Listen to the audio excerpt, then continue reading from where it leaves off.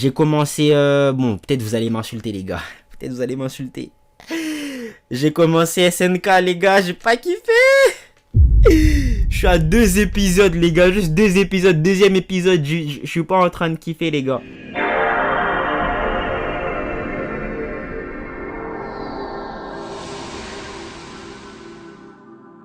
Wagwan YouTube, ça dit quoi l'équipe, j'espère que vous allez bien, moi ça va, alhamdoulilah, vous connaissez votre boy. Aujourd'hui famille, on est sur une vidéo de Mademoiselle Soso, pourquoi la hype des animés est morte. J'ai pas, bon, c'est ce qu'elle raconte au début, voilà, moi j'allais dire que j'ai pas l'impression que la hype elle soit morte, quoi, enfin, les gens ils ont l'air un petit peu, enfin ils ont l'air toujours esquités.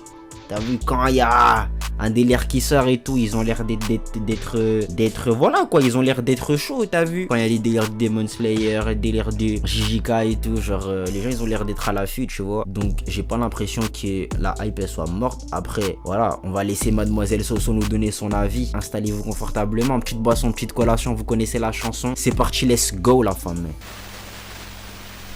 Ça va être dur à entendre et à comprendre, mais je dois vous le dire. La hype des animés est morte. J'imagine bien que cette phrase vous paraît complètement surréaliste et abusée, étant donné le box-office de Demon Slayer, ou le fait que plus de 50% des abonnés Netflix regardent de l'animé. Mais l'anime est ce que nous avons vécu devant notre télé cathodique, notre ordinateur ou notre écran plat durant ces 40 dernières années, c'est fini. Aujourd'hui, je vais vous expliquer pourquoi notre histoire avec l'animé est à un tournant, au travers de plusieurs facteurs, et vous allez... Les gars, elle a un swag. Je me dois de relever. Je me dois de le relever. Elle a un swag, les gars. C'est une folie. Vous allez voir qu'avec le dernier chapitre de cette vidéo, l'avenir de l'anime est peut-être entre vos mains.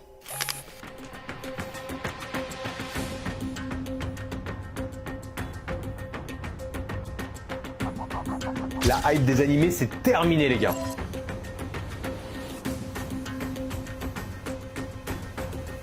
Mais quand elle dit ça, c'est quoi? Elle va dire en mode ça va devenir une niche.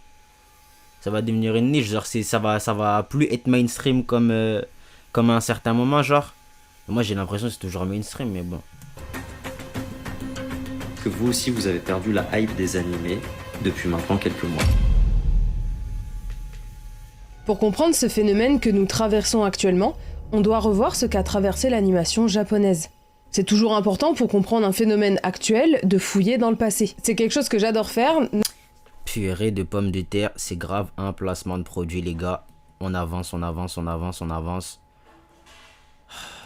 Purée. C'est quoi, My Heritage? Purée. Franchement, c'est pas des placements de produits qui me parlent, les gars. Genre, si vous, ça vous intéresse de vous refaire votre arbre généalogique, vas-y, chill. Mais moi, c'est vraiment, mais vraiment pas mon délire.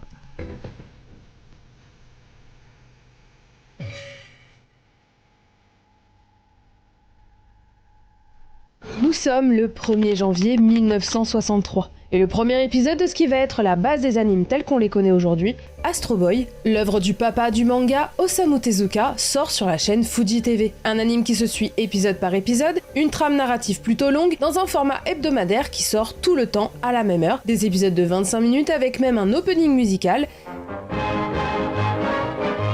C'est un succès retentissant, ça va même être exporté à l'étranger plusieurs années plus tard. Et c'est surtout le début d'une grande aventure et d'un système, d'un art, qui va être prolifique pour le Japon. Au point que tout le monde veut avoir son manga adapté en animé, et des studios vont bien évidemment émerger, au vu de la demande du marché de l'animation japonaise. C'est pour ça que vous allez avoir une croissance constante de la production animée entre les années 60 et 80. Mais ça reste moindre. Dans les années 60, c'est une dizaine qui vont sortir par an, une vingtaine dans les années 70 et une trentaine dans les années 80. Et c'est aussi pour ça que les animes de cette époque sont encore marquants aujourd'hui. On avait le temps de les regarder, de les apprécier. Évidemment, personne ne regardait tout, on faisait notre sélection. Et on faisait avec ce qui était diffusé à la télé. Mais ces rendez-vous devant cette grosse boîte de télé cathodique, c'est des souvenirs gravés dans la mémoire de plusieurs générations. Et c'est comme ça que sont nés les classiques. Et puis arrivent les années 90. La meilleure génération, ouais! C'est très boomer de dire ça, hein, vraiment. Là, on commence à voir une vraie explosion du nombre d'animés produits chaque année, jusqu'à atteindre 91 animés en 1990. Et pourtant, on est encore très loin du niveau de surproduction qu'on connaîtra 20 ans plus tard. Alors, pourquoi une telle augmentation de la production animée? C'est simple, hein. C'est un truc qui rapporte. Ils ont vu l'opportunité. Hein, voilà. En fait, faut pas trop se prendre la tête. Ça, c'est tous les domaines. Hein. C'est tous les domaines. Tu regardes. En fait, tous les. Je veux dire, toutes les œuvres. T'as vu? Tout ce qui est film de super-héros, il y a un moment où ça a été rare. Ils ont vu le succès. Ils ont multiplié le truc pour se faire plus de talles. Tu prends par exemple Star Wars. C'est ce qui s'est passé. Marvel, c'est ce qui s'est passé. DC, c'est ce qui s'est passé. DC Comics, c'est ce qui s'est passé. Tu vois? Donc ça m'étonne pas qu'au niveau des animes, ce soit la même chose. Mais j'ai l'impression que même dans ce domaine-là, il y en a qui arrivent quand même à, genre, comment on dit, sortir leur épingle du jeu. Tu vois, en mode tous les JJK, les Demon Slayer et tout. Et c'est pas qu'une question, j'ai l'impression que pour eux, c'est pas qu'une question de marketing. L'œuvre est littéralement, tu vois, par exemple Demon Slayer, je trouve l'histoire elle est pas folle. Elle est pas folle, mais l'animation est dingue. Tu vois, l'animation est dingue. JJK, l'histoire est folle et l'animation est dingue aussi, mais c'est surtout l'histoire qui sort l'épingle du jeu de JJK. Genre, tout, les animés récents et tout, ils ont leurs petits trucs, t'as vu? Il y en a que je comprends pas trop, par exemple, Sakamoto Days. Sakamoto Days, c'est bien, mais c'est pas. Dan Dan, c'est vraiment bien. J'ai vraiment kiffé. Et ouais, moi, ce que je trouve dommage juste dans ça, c'est que beaucoup de gens consomment par la hype, t'as vu? Moi, j'ai découvert un animé, les gars. Et ça me saoule. J'en parle à tout le monde. J'en parle à tout le monde tellement je l'ai kiffé. Comment il s'appelle déjà? Tengoku Daimaki. Cet anime, les gars. Cet anime, les gars, pour moi, banger. Ce qui me saoule, c'est qu'il n'y a qu'une seule saison. J'ai pas la suite du truc. Donc, moi, les gars, je suis même pas un mec qui lit les scans. Hein. Mais cet anime, il m'a tellement intrigué que je sens que je vais finir par lire les scans. Vraiment, je sens que je vais finir par lire les scans parce que j'ai besoin d'avoir le fin mot de l'histoire. Mais ouais, moi, je vous recommande de ouf cet anime. Il est pas trop connu. Vraiment, je kiffe. Il y a plusieurs raisons à cela. On va voir jusque dans les années 2000 une augmentation du nombre de chaînes télévisées, plus l'arrivée du câble et du satellite, donc plus de chaînes pour diffuser de l'anime. Ça freeze. Ah, c'est bon, c'est bon. Mais de plus en plus de mangas sont édités et tout le monde veut avoir son animé. Car qui dit anime, dit produits dérivés, figurines, vente de cassettes, et après dans les années 2000, coffrets DVD, et ça rapporte. Mais la principale raison pour laquelle on adapte des mangas... Vous savez que à Skip, Dragon Ball, la licence Dragon Ball, elle est tellement énorme qu'elle a un impact de zinzin sur l'économie japonaise. Genre, si je dis pas de bêtises, c'est une licence qui peut relancer l'économie japonaise à elle seule. En fait, tellement elle a de l'ampleur.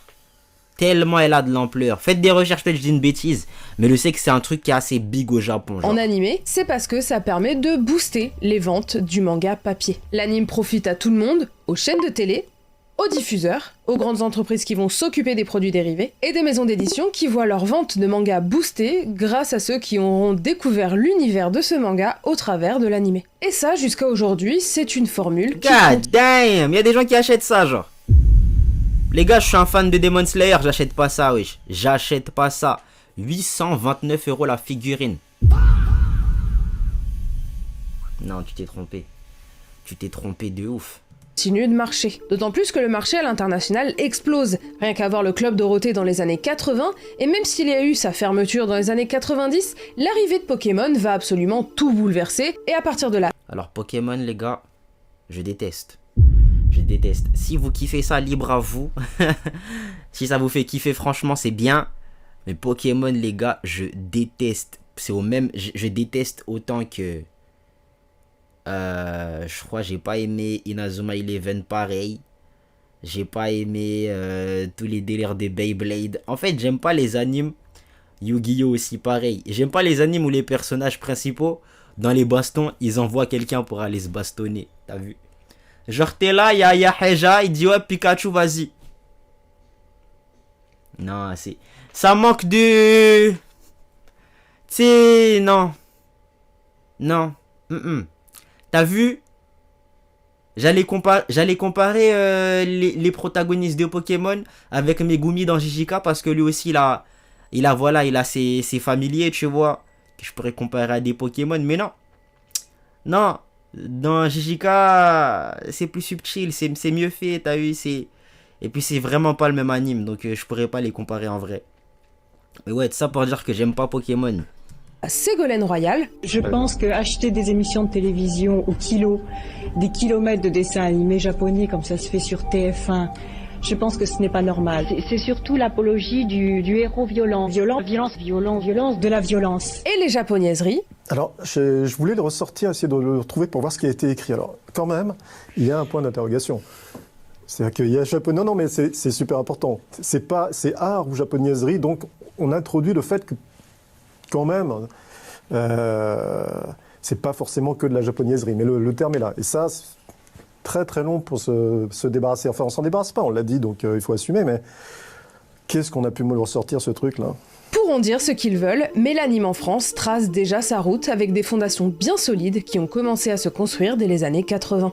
Et avec l'arrivée d'Internet, c'est la possibilité de voir des épisodes sur les sites pirates de l'époque. Les forums et l'engouement de la communauté pour l'anime est de plus en plus forte. On veut découvrir bien plus que ce qui est regardable à des horaires fixes à la télé. Même si cela crée quand même un rendez-vous. Je me souviens encore de l'arrivée de Death Note. C'était à l'époque du lycée sur la chaîne 17 de la TNT. Je sais pas pourquoi ils ont appelé ça TNT, c'est un truc pour exploser, j'ai pas compris. Et c'était des bruits de couloir du genre « T'as vu le premier épisode de Death Note ? T'as vu, il y a Death Note qui va arriver là ?» Un peu comme à l'époque du Club Dorothée, de TF1 Jeunesse ou encore M6 Kid, où pour ma part, le jeudi matin, je devais faire un débrief du dernier épisode de Cardcaptor Sakura avec mon pote. Mais Internet va bouleverser ce système-là. On commence à avoir des animés diffusés par semaine sur des sites, des animes à l'ancienne qu'on n'avait pas connus en France, débarquent avec du fansub, du coup le catalogue s'agrandit. Mais ça reste quand même une recherche personnelle, il faut qu'on discute sur des forums, qu'on regarde des AMV sur YouTube,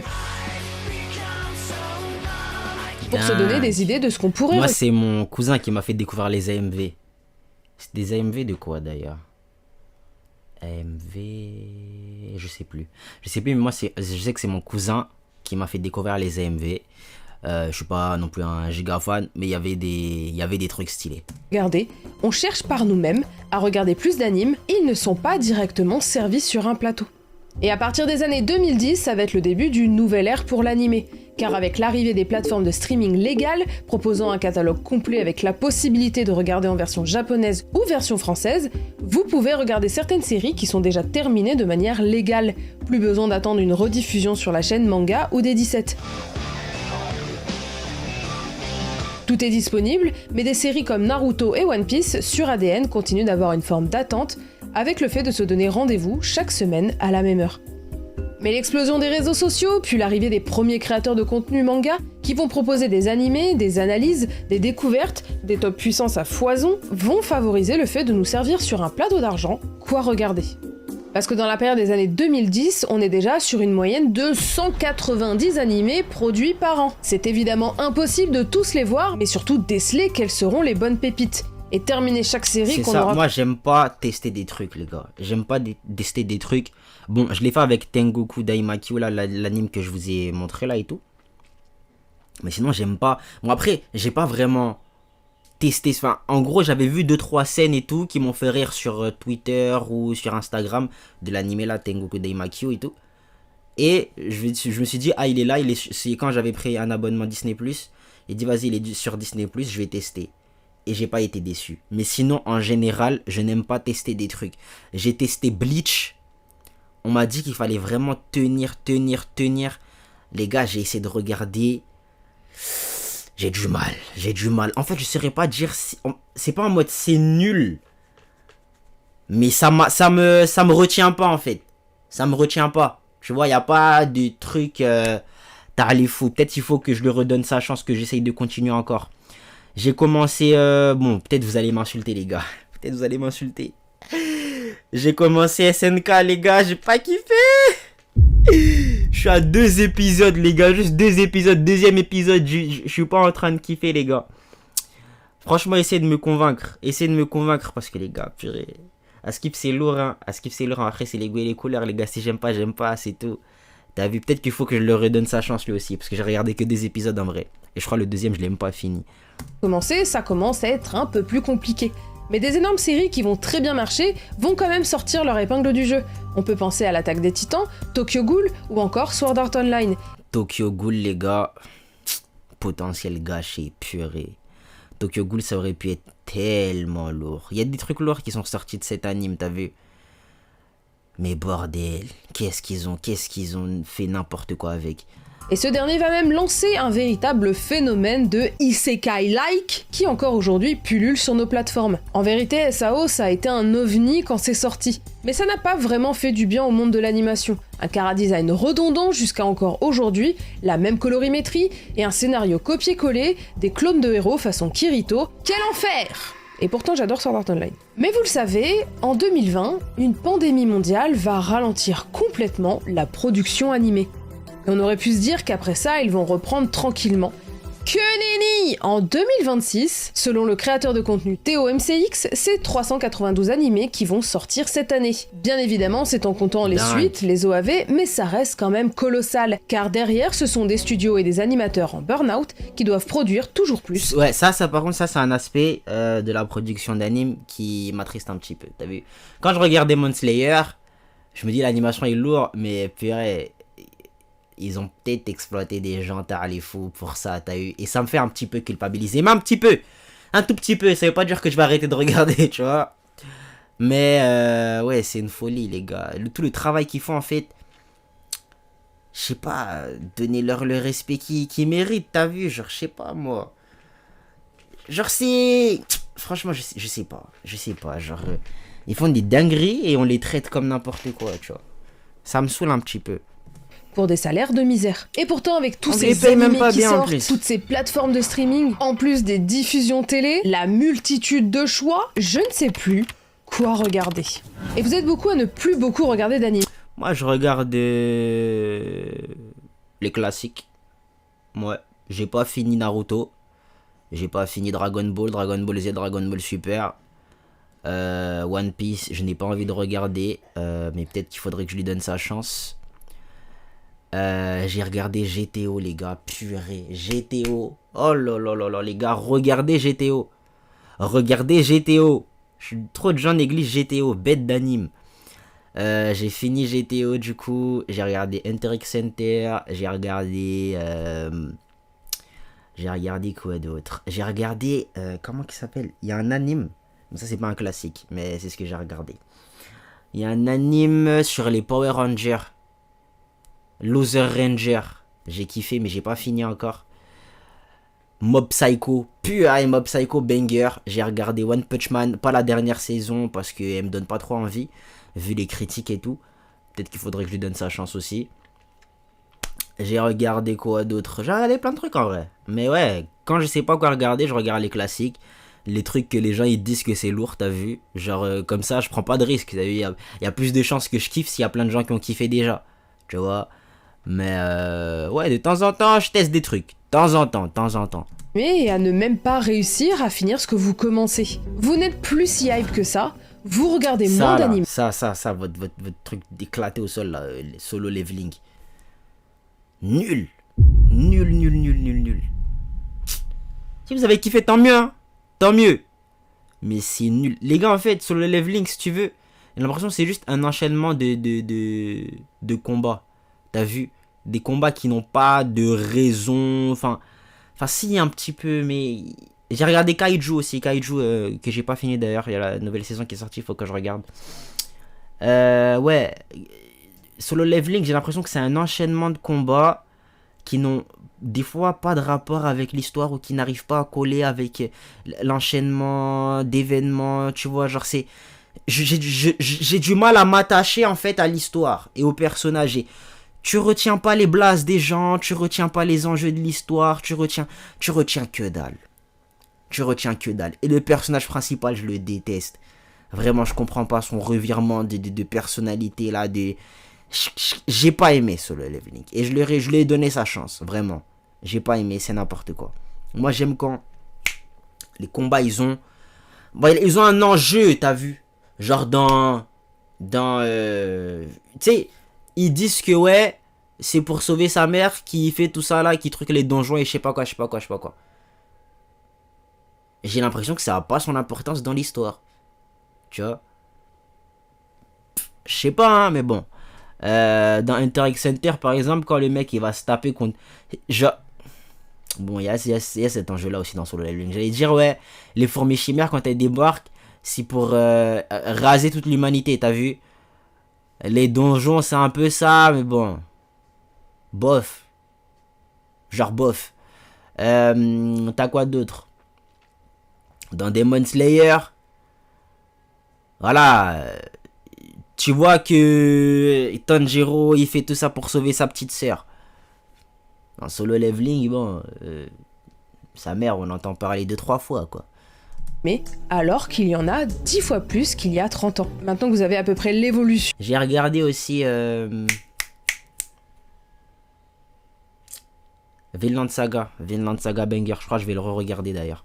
du monde de l'animé et l'état actuel de la production, on va aborder 3 raisons pour lesquelles aujourd'hui on ne consomme plus les animés comme avant, à commencer avec un animé qui a tout changé et qui a tout emporté avec lui.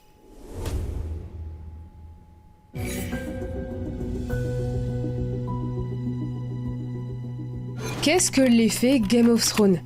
Pour tous les fans de la série et pour beaucoup de personnes, c'est la série #1, celle qui a vraiment provoqué un avant-après au niveau des séries. Elle a posé des bases en termes de narration, de hype, d'attente et d'engouement qui ont rarement été atteints, voire pour moi encore aujourd'hui, inatteignables, indétrônables. C'est une série qui dès la 2e saison va vraiment cartonner. La première, quelques personnes sont tombées dessus et ont recommandé, mais à partir de la 2e, et j'en fais partie, beaucoup sont montés dans le bateau Game of Thrones pour ne plus du tout en sortir, jusqu'à la dernière seconde. Lorsqu'une saison sort, il y a un rendez-vous. Les épisodes sont diffusés chaque semaine et tout le monde va attendre impatiemment, voire même certains vont attendre 3h du matin qu'elle soit diffusée aux États-Unis sur HBO. Je me souviens encore qu'il était impossible pour moi d'ouvrir Facebook tant que je n'avais pas regardé l'épisode.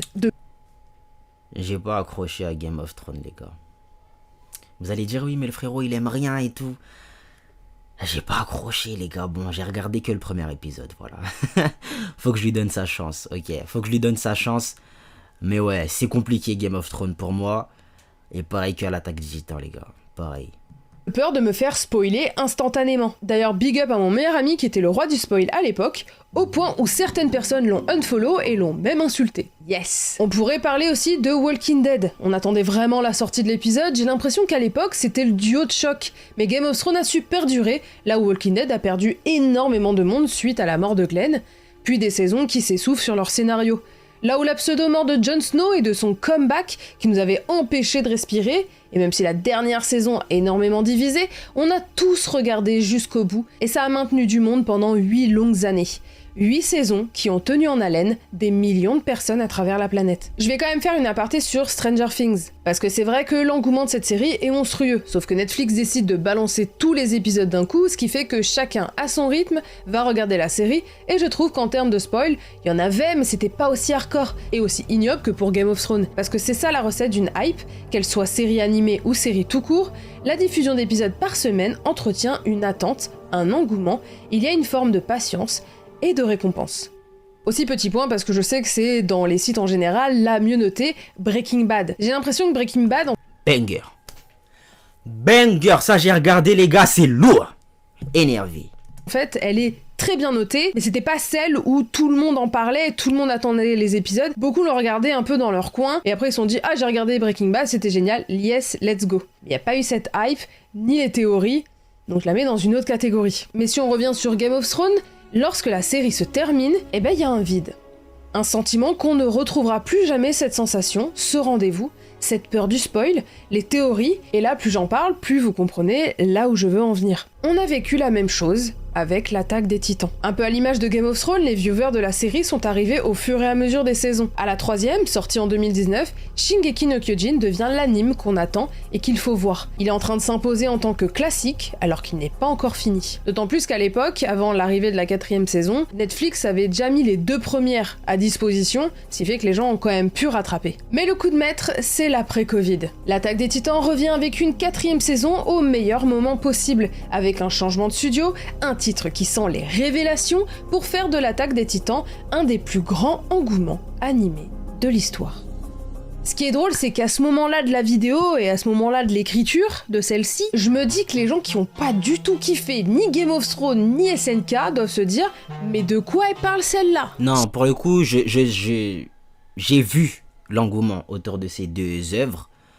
J'ai juste pas été là, quoi. J'étais pas en mode « Oh purée, Eren, il a fait quoi et tout à son père et tout, de je sais pas quoi, de nanana.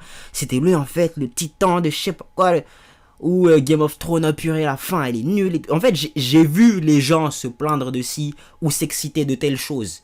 Mais j'étais pas là pour le vivre avec eux, quoi. Tu vois, quand les gens ils étaient en train de péter un câble parce qu'il y avait la nouvelle saison de Game of Thrones de SNK, où il y avait l'épisode final, il était en mode oh purée, nanana, les gars, c'est. J'étais pas là, ok? J'étais pas là, mais j'ai vu la hype. Je l'ai vu, ok?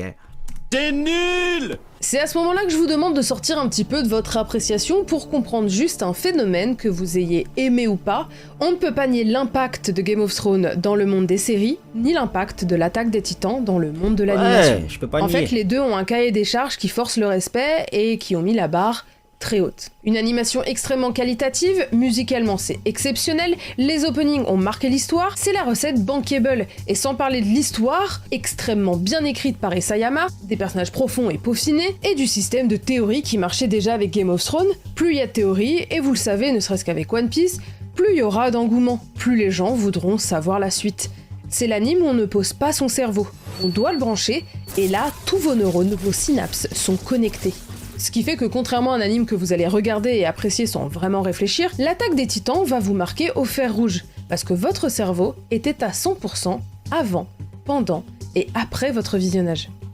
La 4ème saison sort et à ce moment-là, les serveurs des plateformes de streaming plantent. On a eu la plus grosse panne de Wakanim depuis des années. Le site était inaccessible pendant 2 heures. On a même eu des problèmes avec nos sécurités anti-piratage. On avait un tel pic d'audience sur la même minute que nos outils ont cru que c'était une attaque DDoS. Et ça, c'est un responsable marketing de chez Wakanim qui le dit. On ne peut pas nier l'impact, c'était en top tweet. Pour vous dire à quel point c'était une dinguerie, l'Attaque des Titans, quand ça revient avec la 4ème saison. Également, on ne peut pas nier l'impact de la React au moment de l'Attaque des Titans. Déjà, la React anime explose, on réagit à des épisodes de Boruto, de One Piece, de Jujutsu Kaisen, mais l'Attaque des Titans atteint des sommets en termes de vues. Les gens veulent voir les réactions des gens face aux révélations de chaque épisode, parce que chaque épisode fait débat et alimente la théorie. Et c'est sans précédent. D'autant plus que ce n'est pas un animé fleuve, donc il n'y a pas de moment où on s'ennuie, pas de coupure, pas de baisse de rythme, les moments de discussion sont intenses et essentiels, c'était un véritable rendez-vous, c'était fédérateur et les gens étaient littéralement soudés, liés au travers d'un animé. Et même si la saison 4 a divisé avec l'arrivée des spécialistes de la 3D CGI, SNK était en top. Alors la 3D, moi mon avis là-dessus, c'est que je suis pas totalement contre, t'as vu, je suis pas un raciste de la 3D, juste j'aime quand c'est bien fait. Tu vois, j'aime quand c'est bien fait. Moi, l'exemple que j'ai, c'est Demon Slayer. Bon, Demon Slayer qui a fait, voilà, des trucs dégueulasses. Par exemple, le film du train, le train de l'infini, la 3D était un peu moche. Voilà, elle était moche. Le village des forgerons, avec les poissons et tout, la 3D était moche. Par contre, quand il y a eu, spoiler, quand il y a eu la mort du maître là, et qu'il y a eu la big explosion, cette 3D. En fait, j'aime quand ça, t'as pas l'impression de voir une coupure entre 3D et 2D. Genre que tout est bien raccordé. T'as vu? Ça rime. Dingue. On continue. Tweet chaque semaine, au cœur des conversations, qu'elles soient haineuses ou positives. Mais le découpage en parties interminables, saison 4 partie 1, partie 2, petit A, retour à la ligne, va quand même altérer la hype du public. Et ça va être le début de la fin. Non seulement on commence à être touché, déprimé, déçu, qu'on nous enlève cette hype, qu'on nous prenne un peu pour des cons, et qu'on ne prenne pas en compte notre amour pour cette œuvre, cette ferveur autour de cet animé, de son histoire, et du dénouement que l'on veut voir de manière qualitative. Et aujourd'hui, beaucoup parlent de cette époque, qui n'est pas si lointaine que ça, c'était il y a 3 ans. Et pourtant depuis, on ne retrouve plus cette sensation. Et ça a généré de l'engouement. Même Jujutsu Kaisen, Chainsaw Man, One Piece, Boruto, Tokyo Revengers et son animation en 2 FPS. On était tous présents, même si SNK était le rendez-vous number one. L'attaque des Titans a laissé un vide, et aucun animé n'a réussi encore à le remplacer. Parce que c'est une recette qui va être très difficile de copier et d'égaler. Le manga n'était pas terminé, il s'est terminé après la diffusion de la première partie de la saison 4 de SNK, la saison finale. Et ça a joué un rôle énorme dans son succès. Si vous prenez l'exemple de Jujutsu Kaisen, nous sommes à peine à la saison 3, le manga est terminé, beaucoup de spoils sont sortis, du coup l'engouement est entaché. La théorie n'est pas la même, on attend juste de voir des combats animés. Ouais, je capte le délire, C'est dans le sens... Ouais, t'as rien à deviner en fait. Et puis même moi dans mon cas, qui suis un mec animé only, je connais la suite de l'histoire, quoi. Je sais ce qui se passe un petit peu. Donc ouais, il n'y a pas d'engouement, il n'y a pas de trucs en mode choquant et tout, parce que tu peux lire tout le manga, en fait. Je capte. Chainsaw Man, c'est pareil, le manga est déjà bien avancé dans sa deuxième partie, alors qu'une saison et un film sont à peine sortis. Donc cet effet Game of Thrones, que l'on peut appeler l'effet SNK, laisse un vide et provoque un sentiment de déprime. On ne retrouvera plus un SNK. Ce qui fait que notre façon de consommer aujourd'hui est presque un peu fade et rend les animes oubliables. Les pics de hype retombent très rapidement. Shingeki no Kyojin est venu clôturer une ère et a réussi un exploit à une période où l'animation était à un tournant, coincé entre surproduction et crise de l'animation.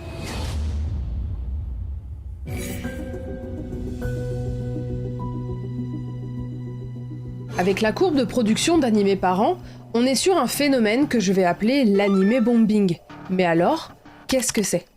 Je viens d'inventer ce terme qui vient à la base du love bombing, qu'on peut traduire par bombardement d'amour, est à premier abord un terme pour expliquer une démonstration excessive et extrêmement forte d'amour envers un autre individu, assez rapidement dans la relation. Le love bombing vise à rendre la personne d'en face complètement accro, en lui envoyant tout ce qu'elle a envie d'entendre jusqu'à ce que le subterfuge se révèle. Mais alors c'est quoi l'animé bombing et où est-ce que je veux en venir ?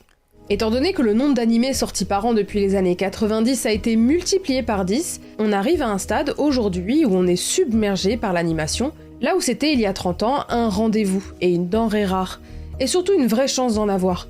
Aujourd'hui c'est devenu bien trop commun, et je ne parle pas de phénomène mainstream, là on est sur un forcing à vouloir absolument tout adapter de manière rapide, énormément de studios émergent, alors c'est bien, ça fait de la variété en termes d'animation. Fire Force aussi j'ai regardé. C'est là le fan service qui m'a dégoûté, genre tous les épisodes il y a des meufs à poil, et pour rien, genre ça ne sert à aucun moment l'histoire, genre c'est bon, voilà quoi, les meufs à poil c'est pas ouf, mais si au moins ça a du sens dans l'histoire, je pourrais pas trop me plaindre. Là ça n'a aucun intérêt, genre vraiment.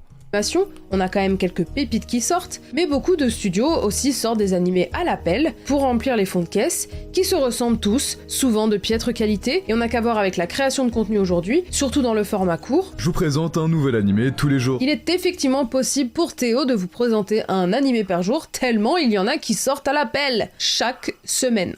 À force de surproduire, le viewer voit une quantité astronomique d'œuvres arriver, et pourtant très peu sortent du lot. Personnellement, j'ai plus l'impression qu'ils sont des produits uniquement là pour générer du chiffre. Écoute, ça a été le cas avec tout. Genre vraiment tout. Là, par exemple, sur YouTube. En fait, si un domaine, les gens, ils arrivent à voir de l'intérêt. Non, je sais pas, c'est comme... Il y a un truc à faire là-bas. Des gens vont y aller. Tu vois, il y a des gens qui vont y aller. Il y en a qui y seront... Oui, dans ce que tu dis là, il y en a qui y seront justement que pour faire de l'argent, mais il y en a qui y seront parce que justement ils kiffent faire ça. Et comment, on va pas se plaindre s'il y a plein de gens qui kiffent produire des animés. Genre des passionnés qui ont justement envie de produire des animés. C'est pareil sur YouTube. Il y a des gens qui ont vu l'opportunité, ils ont dit vas-y, on va faire en sorte de gratter notre billet aussi. Mais il y a des gens qui sont passionnés et qui veulent justement juste faire les vidéos YouTube parce qu'ils aiment ça. Donc... Enfin, en fait, c'est un schéma logique. Pour moi, c'est un schéma logique. C'est bête de s'en plaindre. Après, oui, voilà, les conséquences sont là. Il n'y a pas de hype d'animé. Bon, c'est pas grave d'apprécier aussi un animé dans son coin, quoi. C'est pas grave. Moi, j'ai apprécié Tengoku Daimakyu dans mon coin. J'aurais kiffé le regarder avec plein de gens et parler de théories, de je sais pas quoi, parce que voilà, pour le coup, des théories, ouais, tu peux en émettre, mais ouais, voilà quoi. Sinon, regarder un anime dans son coin, c'est pas si mal que ça aussi. Et amener le viewer vers le manga en n'apportant aucune plus-value. C'est plat et c'est fade. Quand on vous vend un anime exceptionnel avec un super trailer et un super opening, et qu'en fait le reste des 20 minutes d'épisode est éclaté au sol, bah ça fait un peu comme le love bombing. On a l'impression qu'on nous a vendu du rêve, alors qu'en fait, ça pue la merde. Il est peut-être un peu fort, mais en gros, bah c'est pas ouf quoi. Autre parallèle avec le love bombing, c'est le fait de nous en mettre plein les yeux, plein les oreilles. Dans le but de nous faire oublier que derrière, il y a très peu de sincérité. Mais on apprécie parce qu'on a besoin de voir ça, pour oublier notre quotidien, apaiser nos traumas, combler un manque. Comme un antidépresseur, ça fait du bien sur le moment, mais ce n'est qu'un substitut de court terme. C'est du vent, et ça n'apporte rien de concret. Eh bien, si vous appliquez cette phrase sur l'animé bombing, ça marche totalement. Bon ok, la surproduction d'anime, j'irais pas jusqu'à dire que c'est comme ton ex toxique, mais aujourd'hui, la plupart des animés que vous voyez qui marchent ont des animations à vous rendre aveugle. Votre cerveau est omnubilé par ce qui se passe à l'écran sans réellement comprendre, et je vais être totalement honnête avec vous, j'ai apprécié la plupart des combats que vous venez de voir. Oui, c'est beau à voir, on a une musique ultra prenante en fond, mais on ne ressent plus le combat comme un Kakashi Obito. Là, avec ses lasers de partout, on le regarde comme un spectateur d'un match de boxe qui n'y connaît rien aux règles de base. Aujourd'hui, le monde de l'animation a bien compris que les gens veulent oublier leur sale journée. Ils ne sont plus forcément en recherche d'évasion artistique, mais plus d'évasion mentale et de posage de cerveau.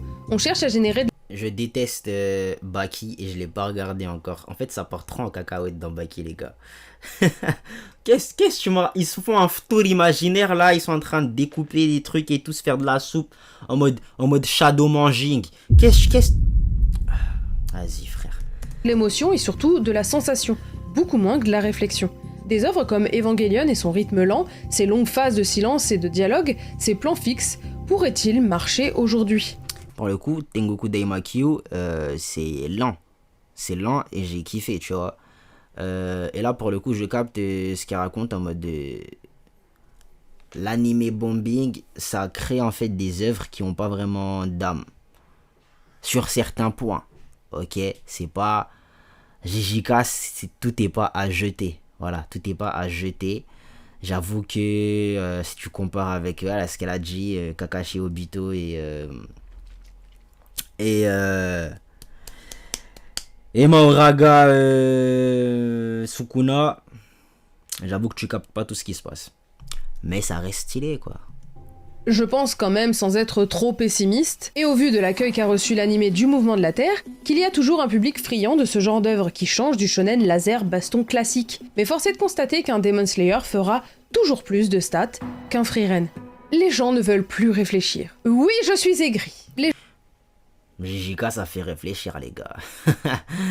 Après, ouais, moi j'aime bien les animés qui font réfléchir toujours. Mais j'ai eu du mal avec la saison 2 de... La saison 2 de Vinland Saga, les gars. Peut-être qu'il faut que je lui donne sa chance encore une fois. Les gens ne veulent plus perdre leur temps. Il n'y a qu'à voir la saison 2 de Vinland Saga. Oui, moi... Non. Vinland Saga, en fait, c'est différent. C'est bon, je retire ce que j'ai dit. Vinland Saga, là, pour le coup, je peux pas te laisser nous cracher dessus.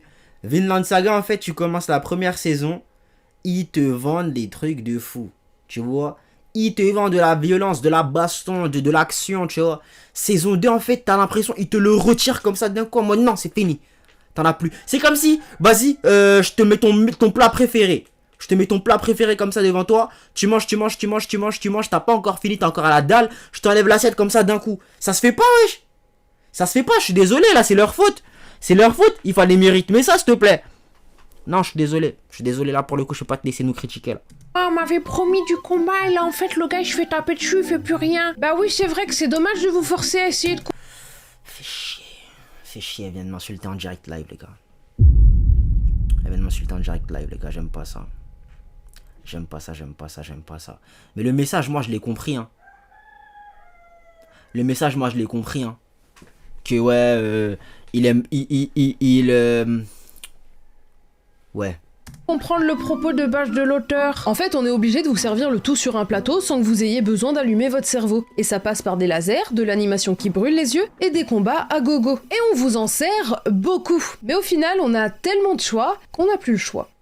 L'anime bombing a changé notre façon de consommer, créant un véritable gap, un gouffre même, entre les animés qualitatifs dont on se souviendra dans 20 ans, qui peuvent se compter sur les doigts d'une main sur ces 5 dernières années, et ceux que l'on consomme juste pour passer le temps. Aujourd'hui, vous consommez, vous finissez par lâcher. Vous n'en finissez aucun ou très peu, parce qu'il y en a 15 autres à commencer. Vous êtes en retard sur vos visionnages, il n'y a plus de rendez-vous, tout est à portée de main, et personnellement, je trouve ça triste et plutôt alarmant. Mais il y a peut-être un moyen de comprendre comment inverser la tendance, et ça se passe entre vos mains.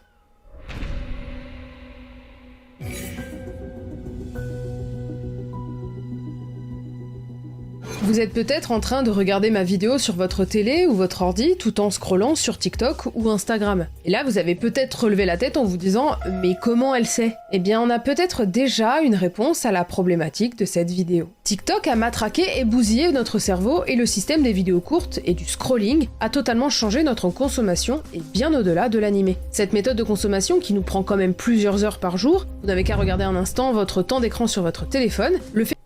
Est-ce que je peux voir mon temps d'écran? Non, je crois pas. Je crois pas, mais ouais, j'avoue que c'est un petit peu, ouais. C'est un petit peu beaucoup.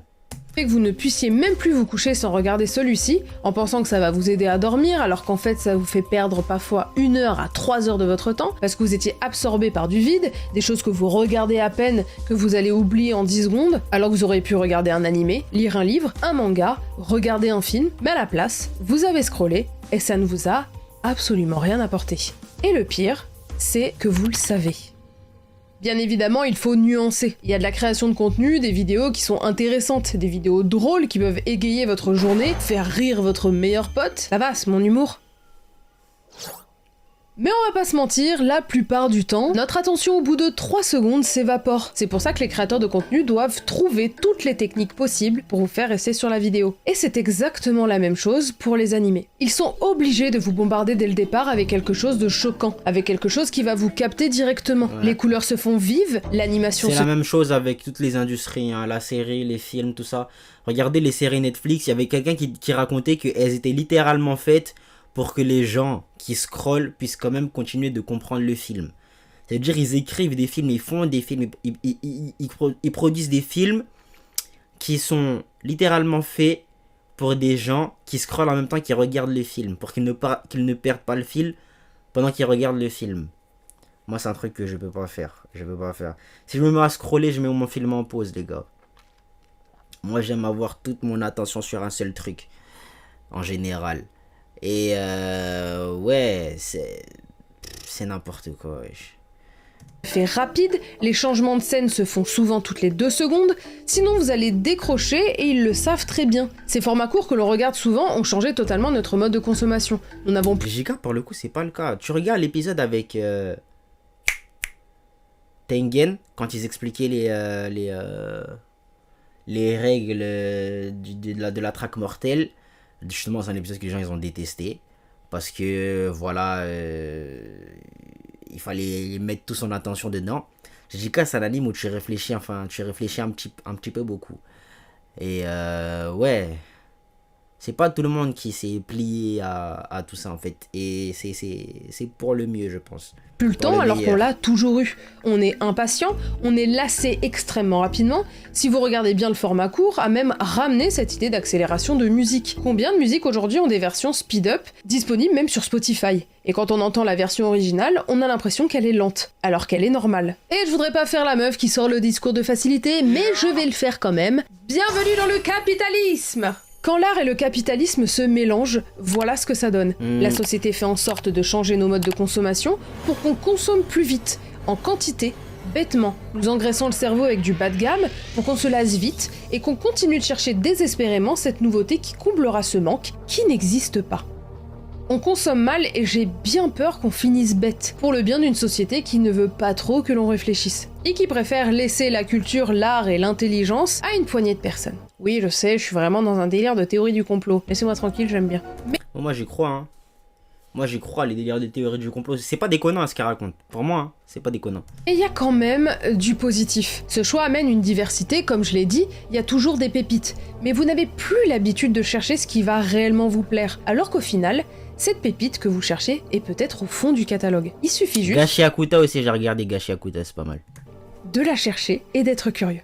C'est peut-être un discours de vieille conne nostalgique, mais je pense qu'il est important de faire cette vidéo et de transmettre un message aux nouvelles générations. Et même à ma propre génération qui a sûrement le cerveau grillé avec ces nouveaux formats de vidéos et ce mode de consommation. On a même vu nos darons se mettre à scroller alors qu'à la base ils voulaient nous enlever le téléphone des mains. Il m'arrive même parfois de dire à ma mère « Maman, tu peux lâcher ton tel en train de regarder un truc ». C'est un peu le monde à l'envers. Donc en fait, ça touche toutes les générations. Il est temps de se réveiller et de réellement comprendre que la hype des animes telle qu'on l'a connue il y a encore 3 ans peut revenir. Encore faut-il revoir notre mode de consommation. Également, trouver l'œuvre qui saura nous rassembler. On ne changera pas le monde de l'animation ni le business derrière, parce qu'il est nécessaire. Mais je me dis que je ne suis pas la seule à penser comme ça. Et je pense qu'on doit revenir à un espèce de juste milieu. Vous êtes beaucoup à penser qu'il faut que les choses changent, parce qu'au final... Ouais, My Hero Academia aussi, j'ai regardé, j'en ai pas parlé, je pense. J'ai pas mis dans la liste des trucs que j'ai regardé, mais j'ai détesté la fin pour le coup. Et du coup, à la base, c'était mon anime préféré, mais maintenant j'ai du mal, les gars. J'ai du mal. Peut-être qu'il faut que je me retape les saisons qui m'ont fait vibrer de cet anime, tu vois. Ça nous manque, et qu'on est encore lucide. ChatGPT ne nous a pas encore remplacés, et c'est déjà une bonne chose, parce que ça veut dire que cette passion propre à l'humain est toujours là. Et merci encore à MyHeritage. Énervé. Qu'est-ce que je retiens de tout ça? Ouais. Non, blague à part, il faut qu'on arrête de... Voilà. Consommer tout et n'importe quoi, il faut qu'on consomme un petit peu mieux, qu'on se concentre. Voilà, quand on regarde un truc, qu'on n'hésite pas à tester des choses qui nous sortent un petit peu de nos zones de confort. Et peut-être qu'il faut que je termine la saison 2 de Vinland Saga. Voilà, faut que je lui donne sa chance.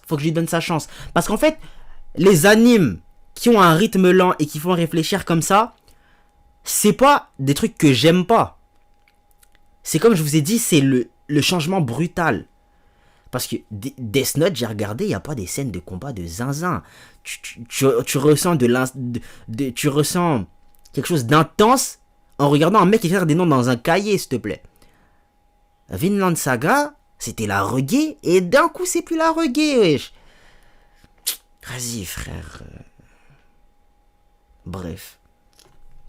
Consommez mieux, c'est tout ce que j'ai à dire. Et voilà la mifzir, vous me direz ce que vous en avez pensé dans les commentaires. Nous on se dit à la prochaine pour la prochaine. Vous savez quoi faire pour redonner la ce fort. Donnez-moi des petites suggestions d'animes. Si vous avez des trucs lourds, hein, pas des trucs de TB genre Solo Leveling les gars. Mais si le premier qui dit Solo Leveling il va voir. Et voilà, ciao les nazes.